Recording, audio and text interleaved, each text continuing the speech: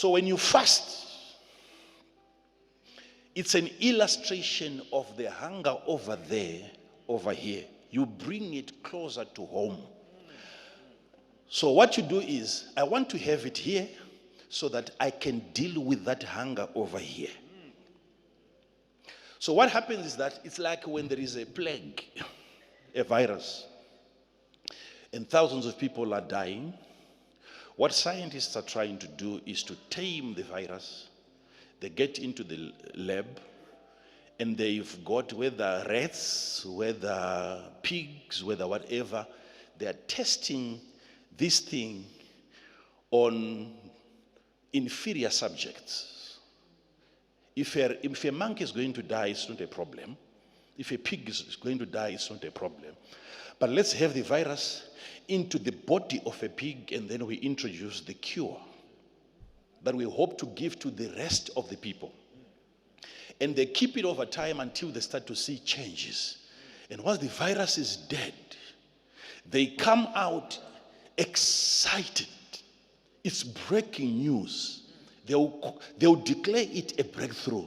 Before you start getting it yourself, they'll declare it a breakthrough.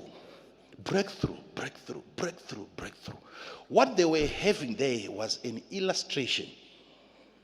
They have an illustration in the laboratory. So they deal with it in the lab. Once it is successful here, at that level of an illustration, then they can come out and declare it as breakthrough. People are still dying. People are still suffering. But we have assimilated it in a certain place, and we have dealt with it in a certain place. So outwardly, we are able now to administer because we have tried it. So what you're doing is, you are bringing the hunger of the spirit into the flesh. So that when you are hungry now physically, that hunger of the spirit becomes your focus. Hear me? So what is important is not just the fast from morning till evening. That's not the only time that you are spiritually dealing with the hunger. No. The breaking of the fast is also an illustration of the satisfaction of the hunger, how that hunger will also be satisfied. So there is God in the fast, and there is also God in the way you break the fast. The breaking of the fast is also an illustration that the hunger that I had in the spirit will be satisfied. You will be eating spiritually. You are getting rid of that hunger as you break.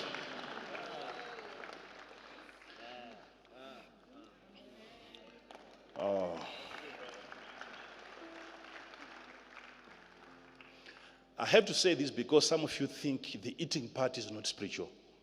It's just the fasting part. No.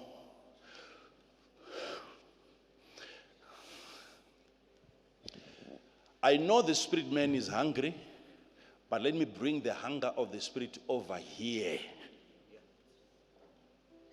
So I can deal with the hunger that is over there from here.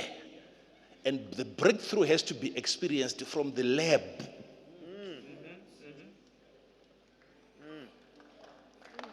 You won't deal with the spiritual hunger in the spirit. You deal with the spiritual hunger over here. You bring it where you are more conscious. Yes. You bring it here. You see, because the hunger of the spirit is very, very confusing. Things that you can do in the spirit, they only make sense as long as you remain there. Spiritual things make sense in the spirit.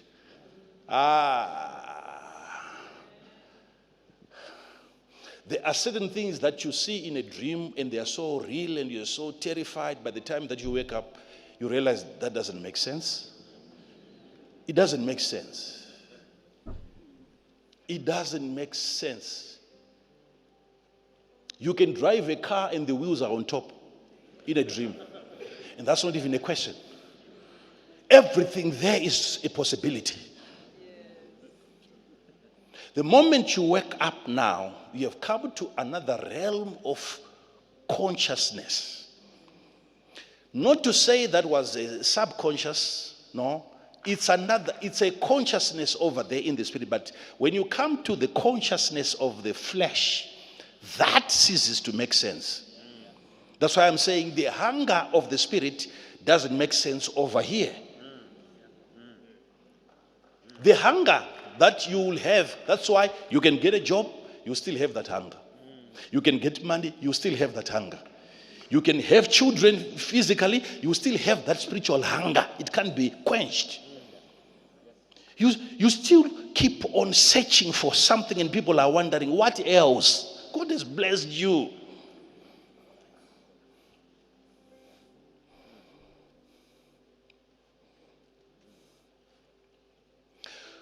So when you bring that hunger to the flesh here, you want the flesh to understand what the spirit man is going through, so that we work together here.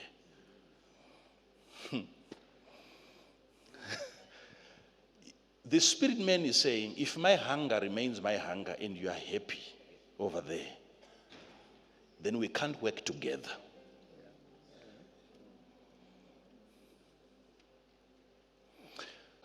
Go and marry a prostitute by the name Goma.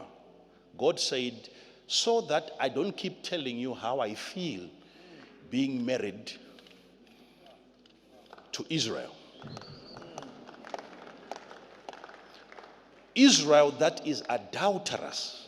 She has gone on to worship foreign gods, the gods of the land, and they have given those gods credit for their deliverance. That's prostitution according to God. And God is saying, the way that I will use you to prophesy to them is not when I tell you how I feel. I want you to feel how I feel. Join me in this hunger. That's when you fast. It's the hunger of the spirit. And the spirit is saying, join me in this hunger. So that you can feel how I feel when I say I'm hungry. So this woman ran away. And for all information, she was not a former. No. She never repented. It had to be exactly as Israel was. And this woman, for all information, if you do your research, you find out that somebody had actually bought her from the market like a slave. And for even you to have her, you'd need to pay her and pay the owner. And when she ran away, the prophet of God was even happy that she is gone. He said to God, I was interested, but she's gone. And also, the prophet needed money to redeem her, to get her back. And the prophet was broke, and God said, I will provide.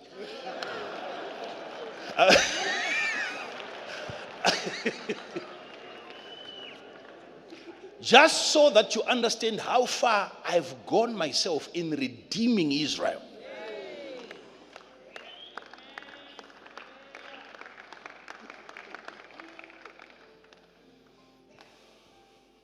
And every child, he had 3 up to 4 children, and every child that they had was a prophetic. The name was prophetic.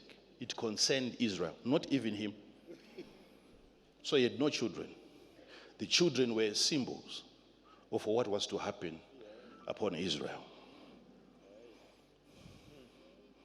So all that God wanted him to understand is the feeling of it. If I tell you how I feel being married to Israel, you won't prophesy adequately. I want you to have an experience.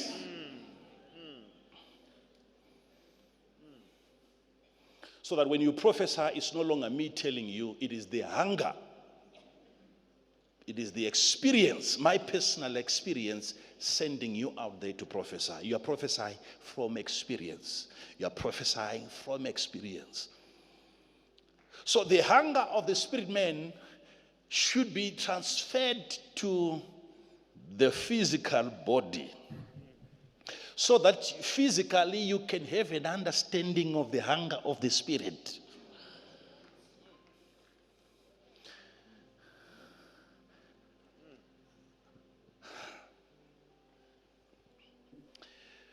So the spirit man is saying to the body, I have a work. The reason why I occupied you, it is because I had a mission. Allow me to fulfill that mission.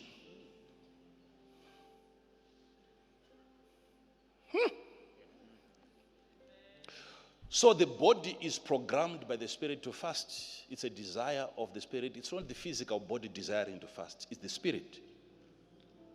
The body is not interested in that. It is the Spirit asking the body to participate in this agenda. Let's work together.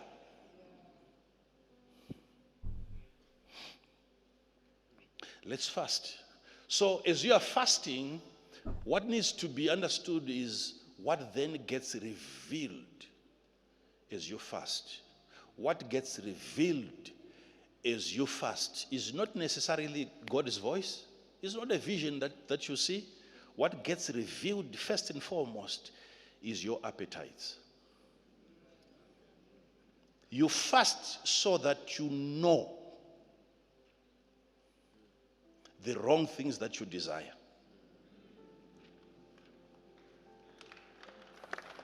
Fasting reveals hidden weaknesses in your body.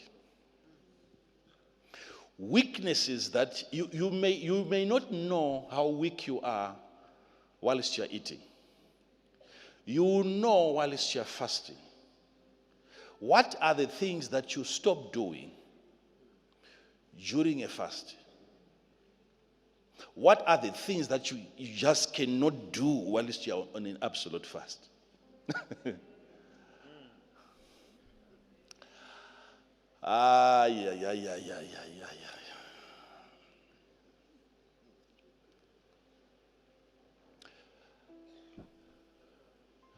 Fasting comes in different levels. There is a kind of fast that whilst you're fasting, you can still look at a beautiful woman and see that she's beautiful. You take it further, you look at her again, there are some changes. You take it further, she becomes your brother. You take it further, you get to a point where the desire goes away. Well, I'm not saying it stays away. Whilst you are on that kind of a fast, you start seeing yourself gaining mastery over things that you wouldn't usually have mastery over. Whilst you're on a fast, you don't even ask, like when you hear people saying, whilst you're fasting, should we be together? It's a kind of fast that makes you ask that kind of a question. It's a type of a fast. When you've gone on for 5 days, 5 nights, 7 days, 7 nights, 10 days, 10 nights. Even the power to ask such a question. I'm not talking of before you ask, men of God, is it allowed that we sleep together whilst? Before you ask, your body is answering you already. You will have that answer immediately.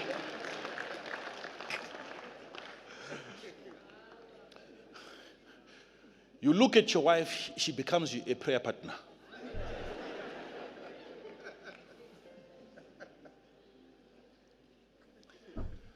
So where was the appetite coming from? From the body. And the appetite was not a sinful one. It's not sinful. But I'm only saying the body is overeating at the expense of the spirit man. Everything that the body desires, it's getting it. That's the issue. You are fulfilling the desires of the flesh. Every little thing that your flesh desires, it gets it. But the spirit man, Okay, like Jesus, when Jesus had fasted, I told you, afterward he hungered. Not during a fast. He hungered after. That's why I said fasting will reveal your weaknesses.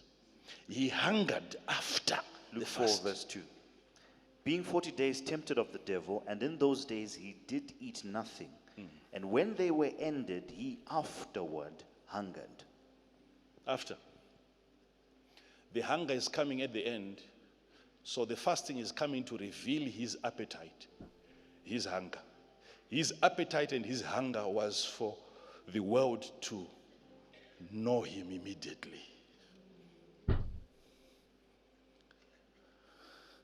He had hunger for that.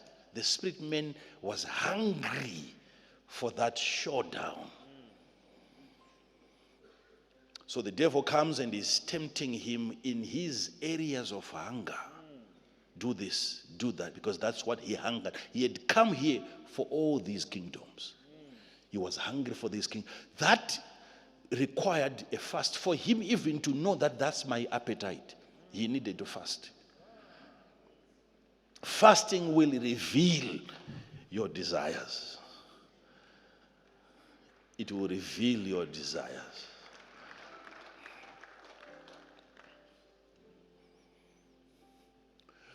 When you're fasting, you're telling God how important that agenda is. You're telling God how important that matter is to you. And you're saying, I cannot live by bread alone. I want to live by something else.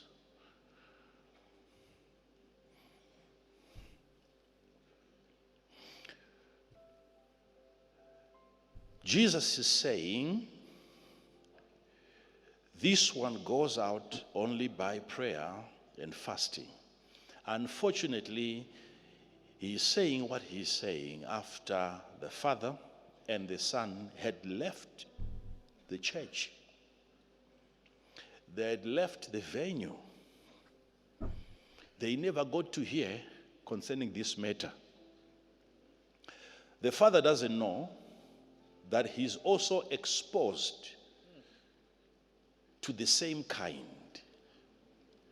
belonging to a prayerless family. The father is going to have more children that are also exposed to this same kind, because he never got to hear what chases this kind away.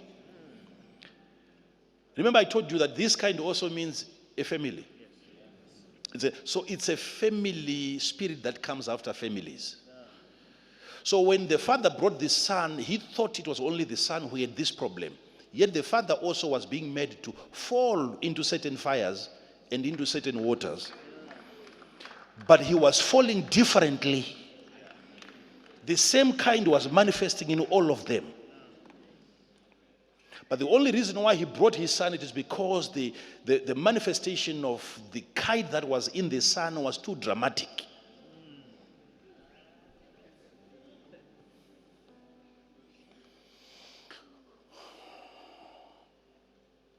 There is a kind, this kind in families that makes them fall into dangerous places.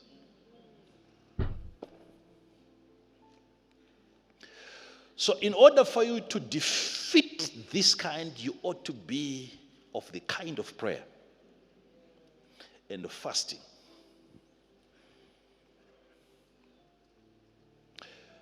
People's understanding of people is limited. Even the mere understanding of self, your understanding of yourself is limited. If it's not complete, you will be bombarded by the devil in areas that you are ignorant of.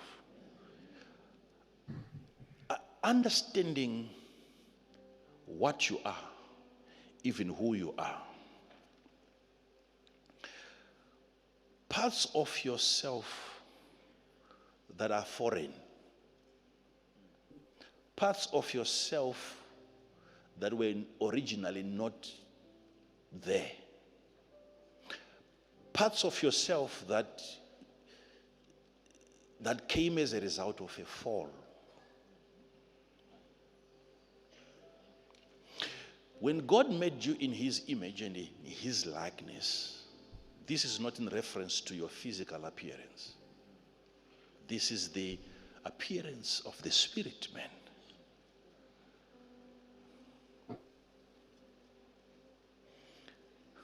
There's a day that you were formed by God in God as a spirit. You were formed in his image and in his likeness. Then there is a day when God said it out loud that let us make men in our image and in our likeness. That day, he wasn't making you per se, he was making the body. But it was not that body that was in his image and in his likeness. He had made you already in his image and in his likeness.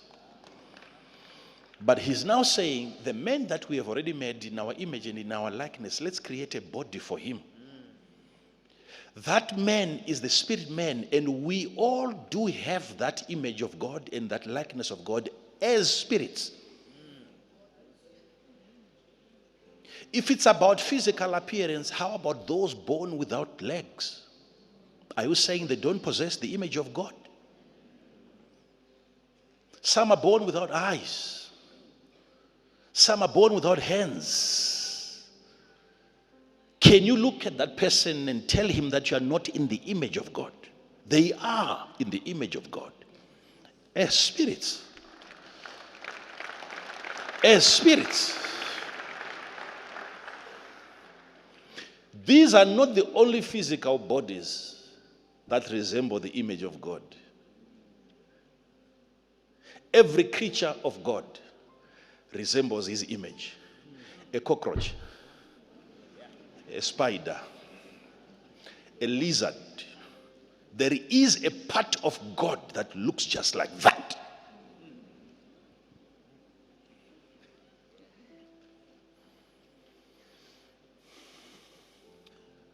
This is difficult for some of you people to believe, but honestly, you cannot make anything.